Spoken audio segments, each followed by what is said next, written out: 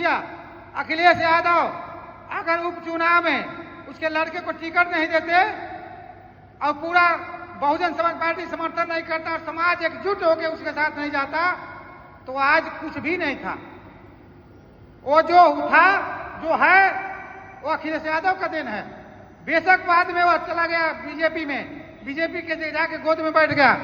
उसको तो हम लोग ये पहले जानते हैं अगर कि ये बहुत बड़ा बहरूपिया है, ये बहुत बड़ा बहरूपिया है और समाज को बेचेगा, समाज को बेचेगा। इसकी सबसे बड़ी कमजोरी पैसा है, उसका परिवार है। आप जिसकी भी कमजोरी होगी उसकी मजबूरी जबरदस्त होगी और वह समाज के लिए कोई काम नहीं कर सकता है। वो कहता है कि निषाद पार्टी है, इस समय वो निषाद पार्टी नहीं है, इस समय वो परिवार पार्टी है। मैं आप लोगों के बीच में इसलिए आया हूं कि आज ये संगठन अभी 6 जुलाई 2025 को निषाद मंदिर गोरखपुर मोहती रोस्तमपुर में जो मिर्जापुर के नाम से आ जाता है, वहां इसका केवल 6 जुलाई को केवल घोषणा हुआ है। इस संगठन का लॉन्चिंग जगह कहा जाता है, ओपनिंग भैया 6 जुलाई को। उसी 6 जुलाई को हम लोगों ने कह दिया था कि पहला कार्यक्रम इस संगठन का होगा फूलन देवी शहादत दिवस 25 जुलाई 2025 को हम लोग मनाएंगे। ये संगठन का पहला उपलब्धि है कि जो ये संगठन तेजी से फील्ड में आया, हमारे समाज के लोग जो सपा में राजनीति कर रहे हैं, बसपा में कर रहे हैं, भाजपा में, कांग्रेस में कहीं कर रहे हैं, वो सोचे कि अब तो देख रहे हैं कि राष्ट्रीय निषाद विकास महासभा इतना मजबूती से ये कार्यक्रम करने जा रहा है। जो ओपनिंग था, बल्कि जोगिंदर भाई उस दिन पटना में थे, वो आ नहीं पाए थे। उस कार्यक्रम की भीड़ देख करके हमारे समाज के नेता जो सो के राजनीति करना चाहते हैं, समाज का काम नहीं करना चाहते थे, सबके दिमाग में आ गया कि हमको भी अब फूलन देवी शहादत दिवस मनाना चाहिए। पहली बार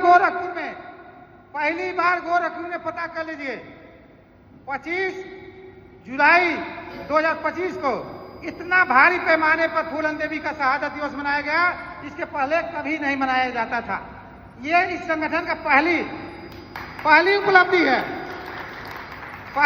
है।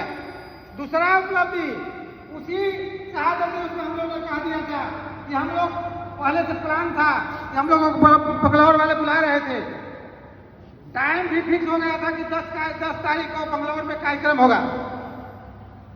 वहां के लोगों ने समय लिया था 10 तारीख को। आज अभी कहे थे भैया कि 10 तारीख को फूलन देवी जयंती भी उसी दिन हम लोग मना लेंगे। हम लोग बंगलौर में आए, फूलन देवी जयंती समारोह मनाए और यह जयंती समारोह की बात भी हमारे वहां यूपी में बहुत लोगों को जानकारी हो गई थी। इस बार पता करिए कि गोरखपुर से लगाए पूरे प्रदेश में बहुत भारी पैमाने पर जयंती समारोह मनाया गया फूलन देवी का। फूलन देवी एक सोच है, एक स्वाभिमान है, एक क्रांति है। जो ईट का जवाब पाथर से देने वाला वो महान हस्ती है।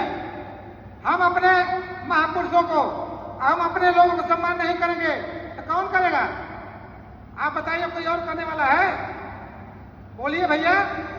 नहीं, कोई है? नहीं।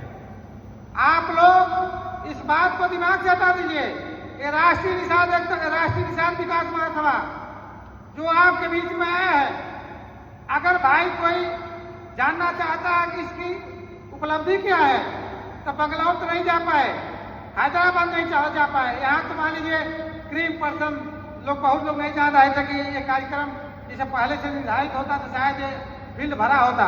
कहें कि इसकी प्रचार, राष्ट्रीय निषाद विकास महासभा का प्रचार बंगलौर वाले, हैदराबाद वाले, आपके त्रिपुर वाले, आज से चेन्नई वाले, मुंबई वाले, जहाँ जहाँ लोग हैं जो फेसबुक पर जुड़े हुए हैं। और हम आज भी एक बात और कह के जाएंगे, पहला काम हम लोगों का फेसबुक से जुड़ना होगा। कोई भी हमारे समाज का जिम्मेदार व्यक्ति जो अपने को जिम्मेदार व्यक्ति मानता है, तो पहला काम फेसबुक से जुड़ गया। फेसबुक से जुड़ने के बाद देखिए राष्ट्रीय निषाद विकास महासभा एक पाठशाला है। ये शिक्षा के लिए भी, राजनीति के लिए भी, समाज के लिए भी हर तरह का ज्ञान देने के लिए तैयारी में है। ये एक पाठशाला है, ये संगठन बाद में है। मैं आप लोगों से वादा करता हूं कि ये संगठन साल भर में, आप सोचे नहीं होंगे कि ऐसा कौन संगठन आया इतना कम समय में इतना हाईलाइटेड है, इतना हाईलाइटेड है। मैं आप लोगों से यही कहूंगा, अपने समय का 1% जो आप समय 24 घंटा बिताते हैं उसका 1% जितना हो उतने इस संगठन के बारे में जानने की कोशिश करिए फेसबुक के माध्यम से। आपको समझ में आएगा, क्योंकि हम देख रहे हैं हमारे समाज के लोग आज के डेट में घर से निकले थे तो कुछ नहीं था, लेकिन जहां जहां गए अपनी मेहनत और मजदूरी के और ठेकेदारी के बल पर आज अच्छे पोजीशन में है, अच्छे पोजीशन पे है। आज उनका रहन सहन जहां वो रह रहे हैं, जिस जगह पर आ रहे हैं, जहां जितना बढ़िया मकान बनाए हुए हैं, आज दूसरे समाज के लोग जो कैबिनेट मंत्री हैं जिस व्यवस्था में रह रहे हैं, वह व्यवस्था आज के डेट में देखा जाए तो हमारे समाज के लोग अपने गट्टे के बल पे उस व्यवस्था में रह रहे हैं। अच्छे घर, अच्छे मकान, अच्छे साधन भैया है कि नहीं है।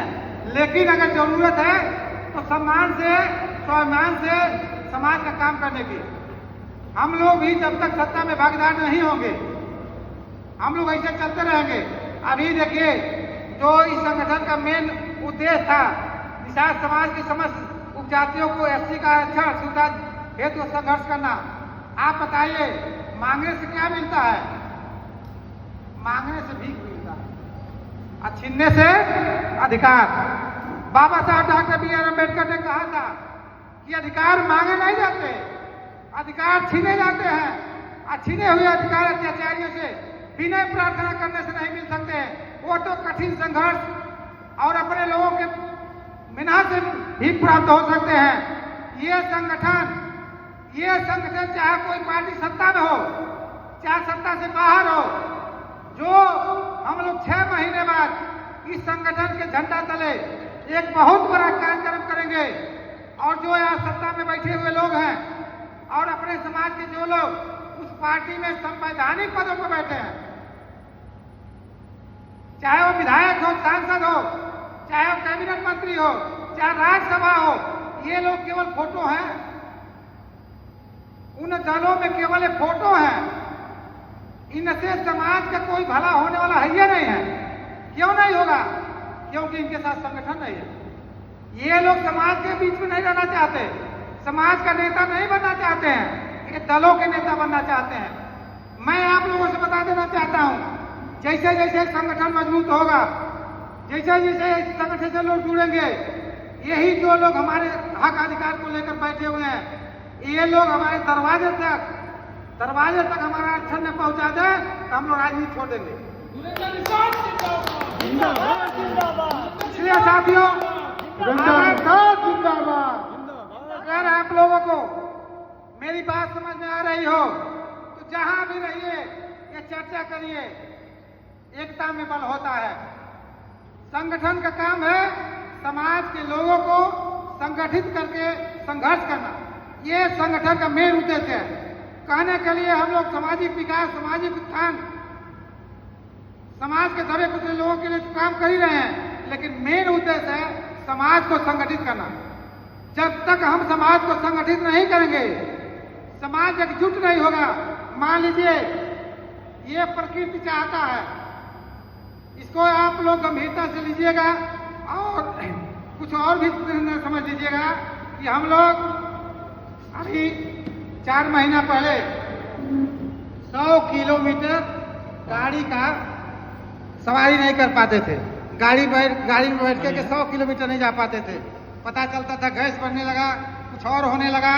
आज हम लोग ये प्रकृति हम लोग एक बैग भेजी है, ये प्रकृति यहाँ भेजी है कि हमारे भाई रमेश चंद्र निषाद जी, शायद वही नहीं जो लोग यहाँ बैठे हुए हैं, जितने लोग बैठे हैं सबके दिमाग में कहीं न कहीं से ये भावना है कि समाज का उत्थान हो, समाज का विकास हो, समाज की अच्छाई देखना चाहते हैं, समाज को अच्छा देखना चाहते हैं, इसलिए यहाँ बैठे हुए हैं।